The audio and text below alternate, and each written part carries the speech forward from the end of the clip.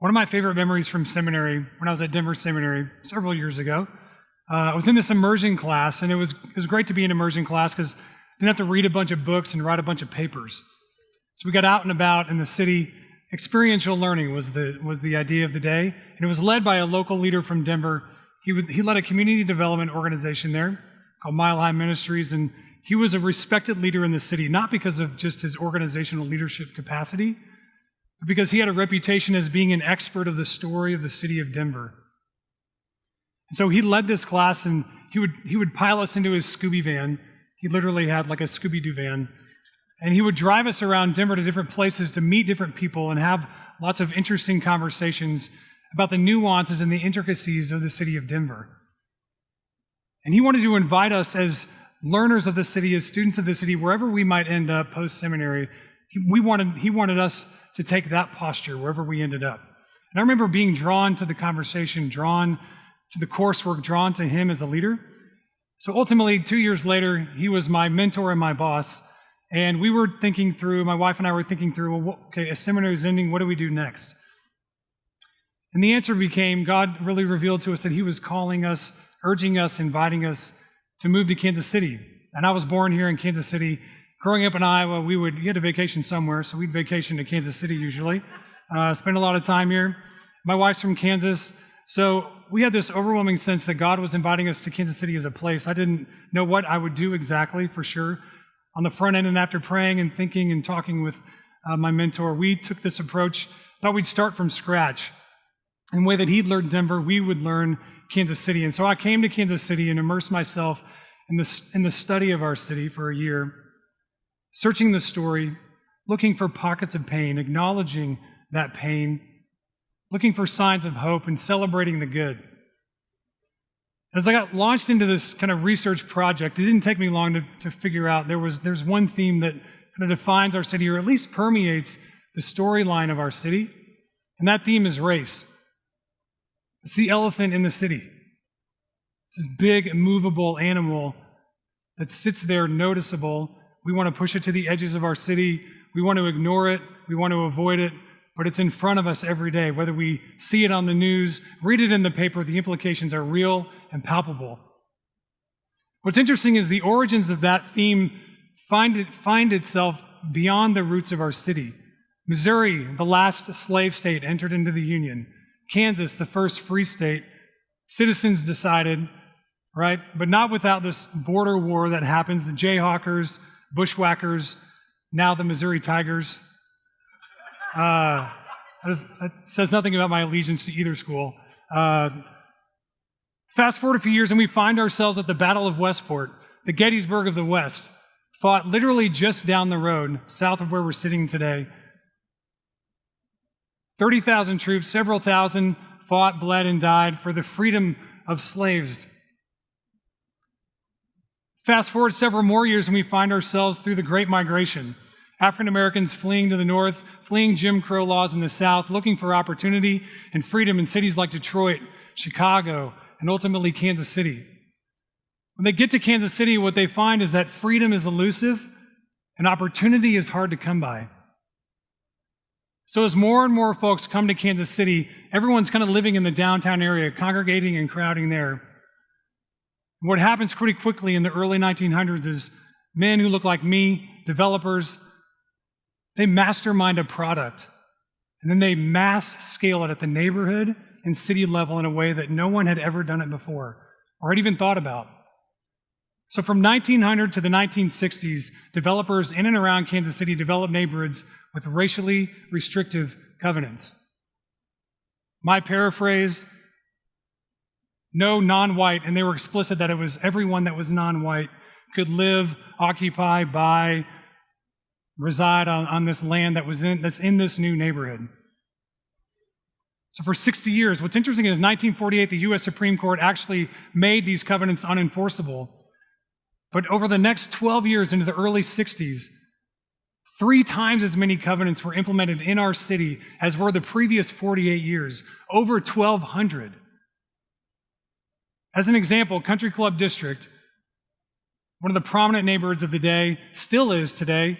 Some of the most valuable real estate in our city runs along Ward Parkway. Part of this district was several neighborhoods in that area. It also included a golf course and a country club, and the Country Club Plaza, the first outdoor suburban U.S. shopping mall.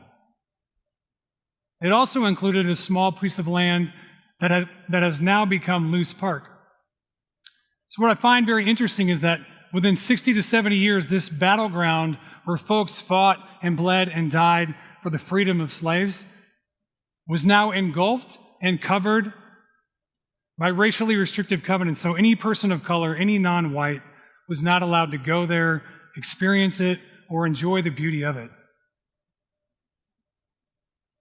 And that truth ought to impact how we experience that park today. Not in a negative way, but it ought to give us a richer understanding of the nuance of what it means to be there and celebrate what happened there. What was happening about the same time is that American suburbs were exploding, were growing rapidly. So post-World War II, Korean War, veterans are coming back from war, and they're looking for opportunity, looking for houses. Neighborhoods are being built. About 75% of the new houses going up at this time were going up in suburbs. And about half of them were being purchased through the GI Bill, which has become the VA loan. And what we know is that almost exclusively veterans like me, white veterans, were allowed to purchase these homes and acquire these loans. Of the first 67,000 loans given out, less than 100 were given to African Americans.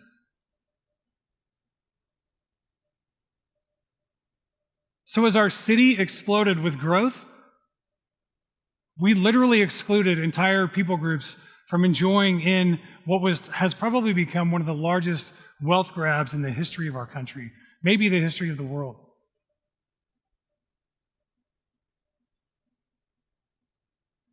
But does it really impact our city today? Does that really make a difference in how we experience our city, how we see our city, how we encounter the other in our city? And I would submit this map as evidence, or as Exhibit A. This map shows census data from 2010 based on the racial demographics of Kansas City. You'll notice the outer ring suburbs, mostly full of red dots. Red dots are white folks, blue dots are black folks, yellow/orange dots, yellowish orange, are Latino folks. We have some serious dividing lines in our city. Almost all of you probably know the north-south dividing line dividing that blue and red, Troost Avenue. Historically, the socioeconomic, education, every kind of dividing line that it could represent, it represents. Wyandotte County. I would submit to you that this masterminded plan and these subsidies and incentives that primarily benefit people that look like me still carries massive implications for the ways that our city functions, the ways that we experience our city, and the ways that we perceive others in our city. A significant point of pain, and a pain that we need to acknowledge. But as I did more research, as I continued to think through the story of the city and look for pockets of pain, I found several others, but inequalities and inequities in access to quality, affordable health care, education, payday lending, the enormous percentage of vacancy and abandonment rates in the communities of color in our city that we just saw. But let's do a quick deep dive into payday lending. Kansas City, like racially restrictive covenants, is kind of a birthplace for payday lending. So we are known as a hub for payday lending. In fact, the Center for Responsible Lending will say, if you want to know what's happening around payday lending, go to Kansas City, Missouri. And we are actually the place where owners of payday lender stores first started transitioning from storefronts to the ubiquitous presence of the World Wide Web. You don't need to go to a store to get a payday loan. That is an average annual percentage rate of 443% in Missouri and 391% in Kansas. Show of hands for anyone that would take out a loan with that annual percentage rate. No hands. I did a simple Google search of some of the payday loan stores that were in our city, and what I found, not unlike our national statistics, there are more payday loan stores than McDonald's and Starbucks combined. In Kansas City, there were more than McDonald's, Burger King's, and Wendy's combined. And the alternatives are not plentiful. If you look at that same blue section in that map on the east side of Kansas City, there are about 5 banks and credit unions available to people in that community. And 3 of those sit on Troost Avenue. And I'm pretty sure all 3 are on the west side of Troost Avenue, not the east side. So what I find ironic, what I find disturbing is that our government, our subsidies, in some ways businesses, real estate developers, intentionally excluded people of color from long-term, low-interest, no down payment loans that gave people access to their first kind of sense of wealth, bought their first house, began to build real wealth. And now and today, as we look at that map or as we think about our city, people of color have immediate, exclusive access to short-term, high-interest loans that almost always get them into cycles of debt.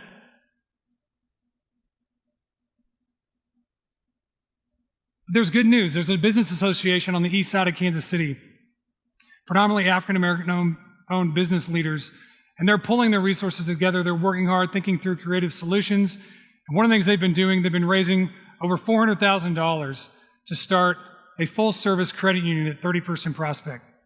What used to be a main business hub for the African-American community is becoming revitalized. There's some pretty significant development happening there now. They're going to situate this credit union in the same space as another payday lending store and a pawn shop, lots of those too. So they're working hard to come up with solutions for the folks in their community. And this is good news, and we want to celebrate this good. There are other good things happening in Kansas City. It's not all bad news. One of the things we want to celebrate is this entrepreneurial spirit that Kansas City has. We know that entrepreneurship is something that Kansas City loves to talk about, think about, and we're, again, a leading voice through the Kauffman Foundation and others around this conversation. Even as we think about our roots, if the McCoy brothers don't steal the launching pad to the west from independence, Kansas City doesn't exist, right? We're not sitting here today.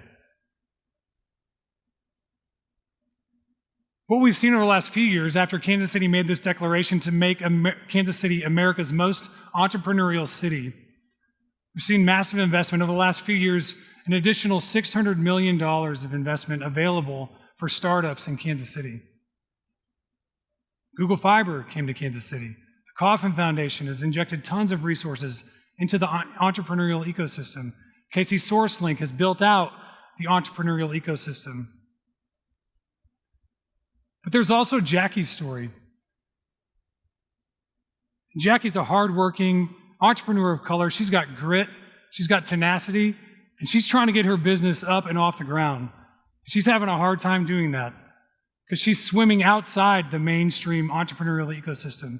She doesn't have immediate access to the relational network, family network, social network that's been talked about today, that for probably most of us in here would wrap their arms around us and do everything they could to help our business succeed. She needs a mentor. She needs a woman who started a business, grown a business, catalyzed a business, and sustained a business. She needs some folks who say, hey, we'll do some pro bono seamstress work for you. Some folks will say, hey, we'll help you with some of your cash flow questions, some of your cash flow issues, help you get your mind around that. Jackie's not the only Jackie in our city. There's lots of Jackies in our city that are outside this mainstream entrepreneurial ecosystem. And one of the questions that I have is if Kansas City is going to pursue this goal of becoming America's most entrepreneurial city, which I think we all agree is admirable and worthy, and we should absolutely run after that. Because it's true that entrepreneurship enhances human flourishing. And it's absolutely true that entrepreneurship alleviates poverty for lots of reasons. And if that's true, and if Kansas City becomes America's most entrepreneurial city, is it reasonable to expect, and is there a natural consequence, that Kansas City becomes America's most poverty-alleviated city? Is that possible? We've learned that Kansas City has some deep divisions and exclusions. And there's good worth celebrating. And it can be overwhelming. But allow me to offer 2 quick next steps for us as we think about what to do, how to respond. Number 1, can we, as God's people, with God's help and by God's grace, train our eyes to see, to notice, to acknowledge, talk about, converse about the truth of structural racism and racial exclusion in our city? 2, can we be the kind of people who, by God's grace and with God's help, scan our social calendar and ask, when was the last time I dined with, I met with, I broke bread with, I conversed with, and maybe I've even argued with someone who didn't look like me, preserving their humanity and maintaining dignity? May we search the story, acknowledge the pain, and celebrate the good, that we might flourish together. Thank you.